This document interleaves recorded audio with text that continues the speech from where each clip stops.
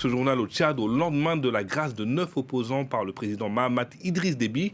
Parmi eux, le chef du parti Les Transformateurs et ex-premier ministre Succès Masra, qui purgeait depuis plus d'un an une peine de 20 ans de prison ferme.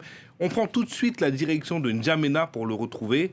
Succès Masra, bonsoir et merci d'avoir accordé votre première interview au Journal de l'Afrique de France 24. Donc je le disais, après des mois de détention dans des conditions que vos avocats ont décrites comme très difficiles, comment allez-vous physiquement et mentalement? Je retrouve la liberté, plein d'espérance et tourné vers l'avenir. Et c'est dans cet esprit que je suis ce soir avec vous. C'est un jour de grâce et j'espère que cela va être transformé en des années, des décennies de grâce pour le peuple tchadien à travers l'engagement pour changer la vie de cette nation. Et c'est cela qui m'a toujours accompagné pendant mon séjour là-bas. Et c'est dans cet état d'esprit que je me retrouve aujourd'hui avec vous. Donc je le disais, vous avez été gracié, pas amnistié, c'est différent. Votre camp réclamait une amnistie. Quelle est la différence concrète pour vous? Est-ce que vous acceptez cette grâce? Si je ne l'avais pas accepté, je ne serais pas là dehors. Et aucun être humain ne peut refuser une grâce. La grâce, c'est quelque chose qui est nécessaire. Sans cette grâce et sans cette grâce présidentielle accordée par le maréchal du Tchad et président de la République, Mahamat Idriss Déby, non, je ne serais pas là avec vous ce soir et je n'aurais pas retrouvé ce peuple dont l'enthousiasme, d'une certaine manière, a été impacté. Les Tchadiens savent que c'était attendu. Mais ce qui me préoccupe, ce n'est pas tant ma libération simplement, fut-elle par une grâce, par une amnistie. Ceux qui disent amnistie, c'est parce qu'ils savent que je suis innocent. Et même Dieu, dans son silence, est témoin de mon innocence. Le président Mahamat sait que ma place n'était pas en prison, mais il aurait pu décider de m'y laisser. Il a choisi de me libérer parce qu'il sait que je serais très utile à ce pays en dehors de là où on m'a envoyé. Et donc, ma préoccupation, c'est l'avenir. Et je pense que la grâce aujourd'hui n'empêche rien demain, mais ma principale préoccupation, c'est plutôt les solutions que nous pouvons ensemble apporter pour renforcer la stabilité, l'unité, la paix, la cohésion dans ce pays à travers des mesures concrètes de justice, d'égalité. C'est ce que je mets sur la table et c'est en cet esprit-là que je retrouve la liberté aujourd'hui pour continuer à servir. Donc je suis libre pour servir le peuple tchadien parce que finalement tout est grâce. C'est par la grâce aussi que vous avez le souffle de vie qui vous permet d'échanger avec moi ce soir. Et c'est pareil, c'est réciproque. Et justement, vous parlez de votre avenir politique, vous sortez de prison dans un Tchad qui se dit en transition démocratique.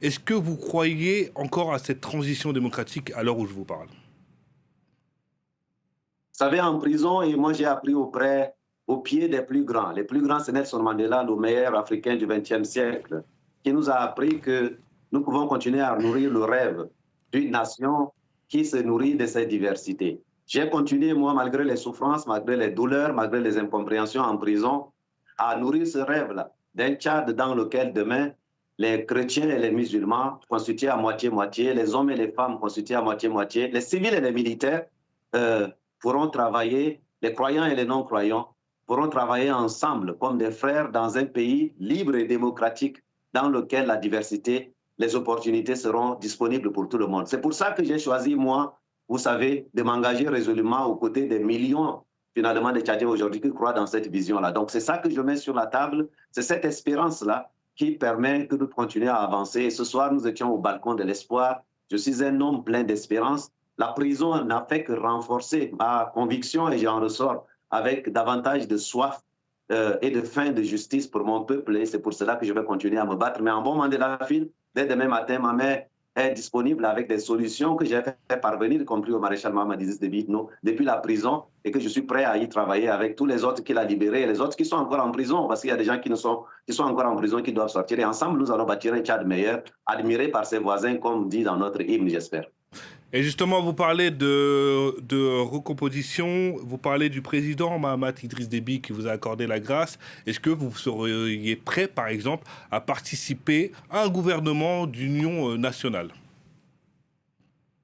Je lui ai proposé, nous sommes un pays qui est constitué de civilisations, des Tchadiens, de civilisations négro-africaines à moitié, des civilisations arabo-musulmanes. C'est dans notre hymne national, à moitié d'hommes et à moitié de femmes. Et j'ai pensé que c'est nécessaire. Le président lui-même a reconnu qu'il a accepté l'idée d'une commission paritaire pour le dialogue. Mais nous devons aller plus loin. Nous sommes un pays de régime présidentiel. Donc, le véritable pouvoir est au niveau de l'exécutif. En tant que chef de l'exécutif, il peut décider de mettre en place un gouvernement d'union et de changement dans lequel l'ensemble des Tchadiens pourront se retrouver. Et si nous réussissions, par exemple, à avoir un gouvernement que nous appelons un gouvernement nous, moitié-moitié, avec la diversité qui est au rendez-vous, mais en même temps assorti des contrats de performance pour avoir des résultats, parce qu'il a reconnu lui-même que le rythme et les résultats ne sont pas au rendez-vous. Alors nous serons capables, en plus des 100 actions qu'il a proposées et des 12 chantiers, d'y apporter des solutions additionnelles qui feront que nous pourrons concrètement renforcer la bonne gouvernance, le leadership serviteur et les résultats. Et donc, ça, c'est quelque chose de possible. Et puis, à partir de là, nous pouvons aller plus loin.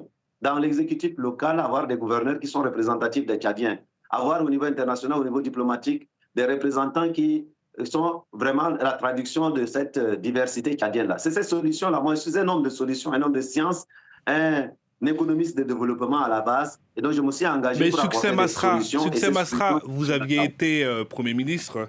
Qu'est-ce qui vous garantit que cette fois-ci, si vous participez à un gouvernement d'union nationale, que cette fois-ci, ça marchera mieux que la dernière fois? Nous étions dans une période de transition et j'étais Premier ministre de transition, dans un gouvernement de transition qui devait conduire à des élections. Et puis, au sortir des élections, j'ai exprimé ma disponibilité à faire en sorte que les guerres de couronnement n'empoisonnent pas l'avenir de notre pays. Devant nous, il y a 5 ans où nous pouvons avoir une sorte un peu de trêve politique et nous nous asseyons et nous pouvons en 5 ans, avec tous les Tchadiens, pas le président de la République, lui seul et moi, mais tous les autres, ceux qui viennent de sortir des prisons, ceux qui sont à la diaspora et les autres, nous pouvons bâtir quelque chose de solide en homme d'État capable d'apporter des solutions pour l'avenir.